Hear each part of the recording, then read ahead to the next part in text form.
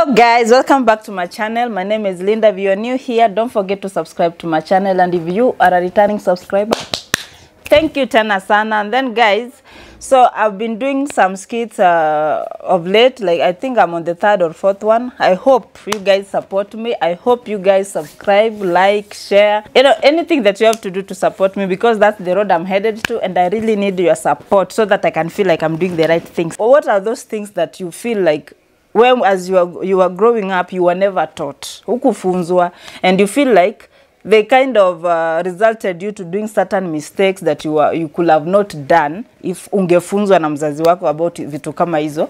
Because for me, I feel like there's so many things I wasn't taught, not because my parents were ignorant or because they didn't want to teach me or because they hated me or anything, but it is because they were not enlightened as you know, as hii maisha ya saa hii venye iko, venye there's internet, there's everything everywhere. Yani you cannot put your child in a cocoon and say that ata learn kitu fulani from, so if you're not going to teach your child this, atafunzwa kwingine. So what are those things zenye haukufunzwa na mzazi wako, and maybe you ended up paying dearly for them? For me, number one, I will say sex education. Mimi sikufunzwa, not because mamangu hakujua ama babangu hakujua, but because you at that moment or at that time it was like a taboo. How dare you talk to your child about sex, about periods, about boys, about you know, hizo vitu zote. But swali ni, are you even hata sahi me personally I have preteens, hata sijui nafanianzie wapi, not that siwafunzi, but sina hiyo channel like nafani kae chini hapa ndio nafanianzie paka nimalize. Ngoja paka wanakuwa curious on a certain issue, then I pounce on it because I get that chance. But inakuwa ngumu for mimi kuchukua mtoi kumkalisha chini anza kumwambia, you know, this and this and this. So sex education is very important to kids.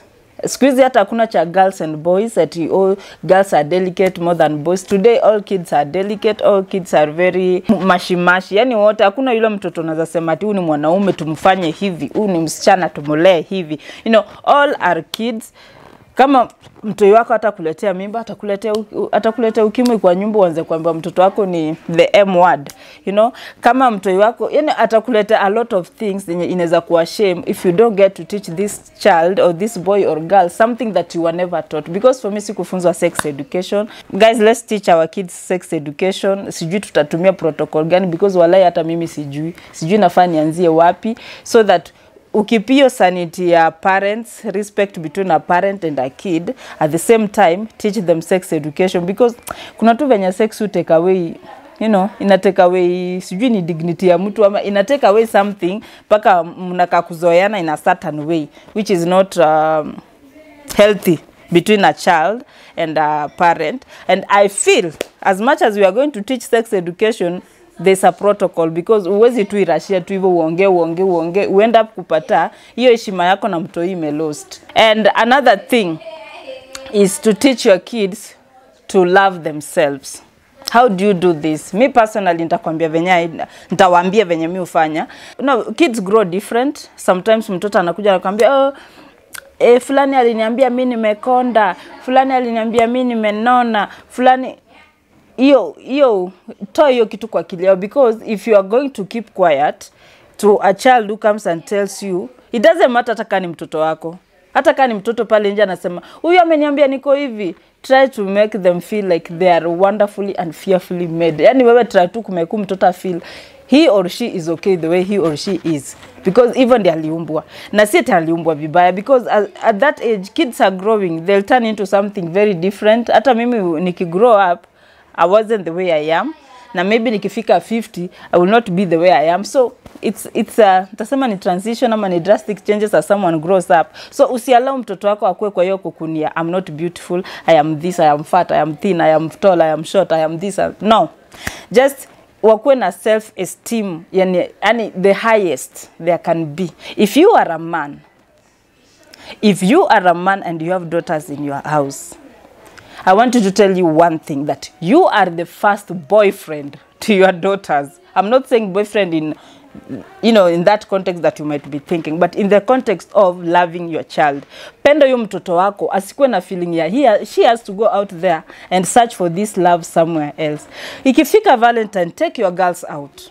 It's Valentine's Day. Take your children out, especially girls, na uwaonyeshe that I love you more than anyone could ever love you. If there's somebody else who loves you more than I do, is your mother and God. Nobody else.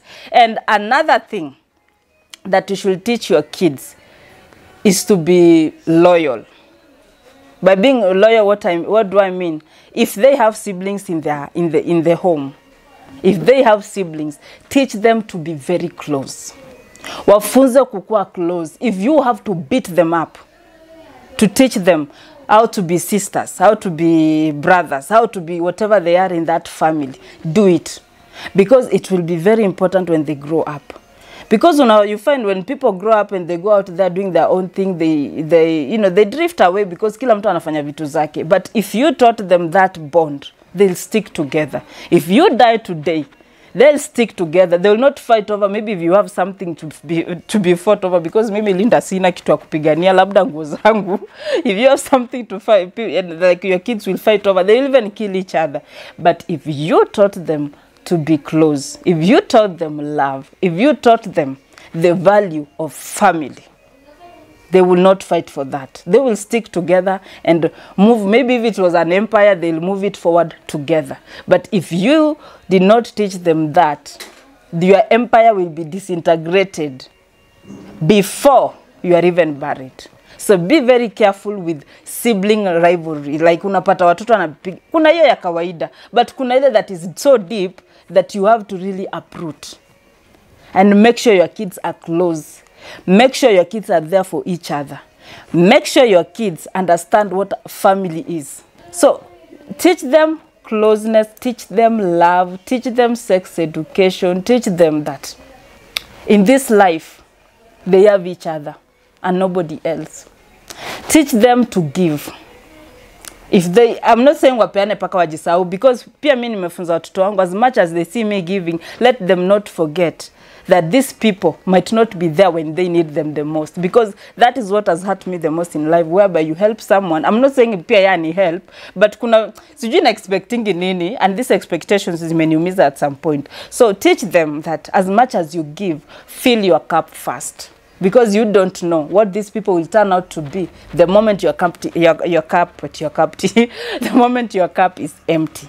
Funza mtoto wako kufua. Akiwa mdogo hivi mfunza aanze na kuosha panti yake, aoshe the innerwear tu.